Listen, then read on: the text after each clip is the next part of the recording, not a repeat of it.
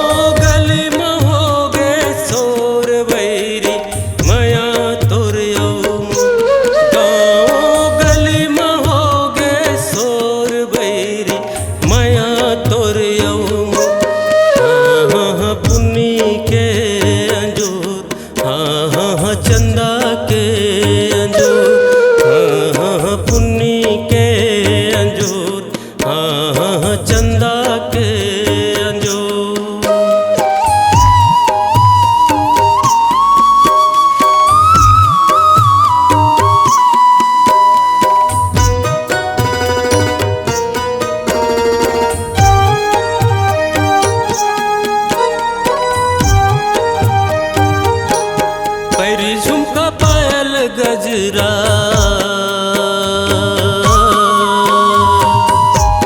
पैरी झुमका पायल गजरा लाली ओठ आँखी है गजरा पैरी झुमका पायल गजरा लाली ओठ आँखी है गजरा झूले बेनी हाथ के कंगना डोली मत आबे ओ अंगना झूले बेनी हाथ के कंगना डोली मत आवे ओ अंगना।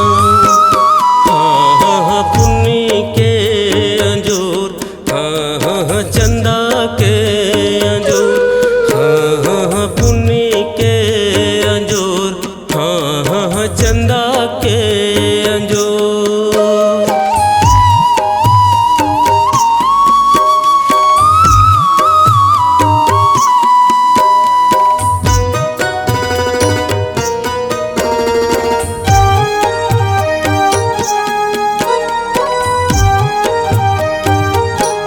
रबो दोनों दिया कसबाती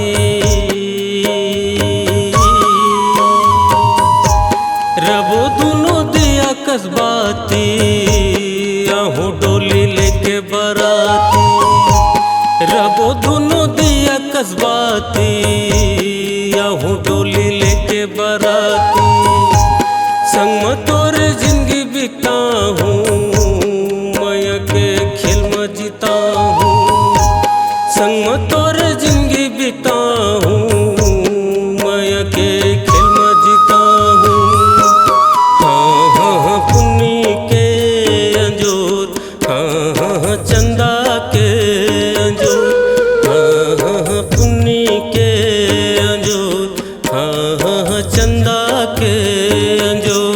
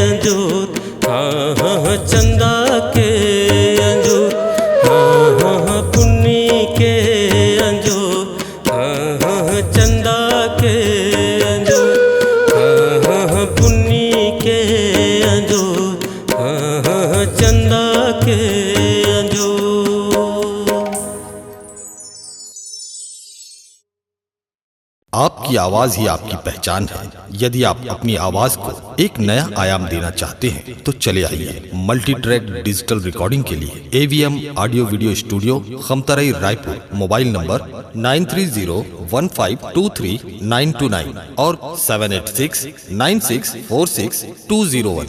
यदि आप नए एवं पुराने गीत सुनना चाहते हैं तो avmgana.com में जाकर गाना फ्री डाउनलोड करें और YouTube चैनल में AVM गाना और KK कैसेट्स को सब्सक्राइब करें।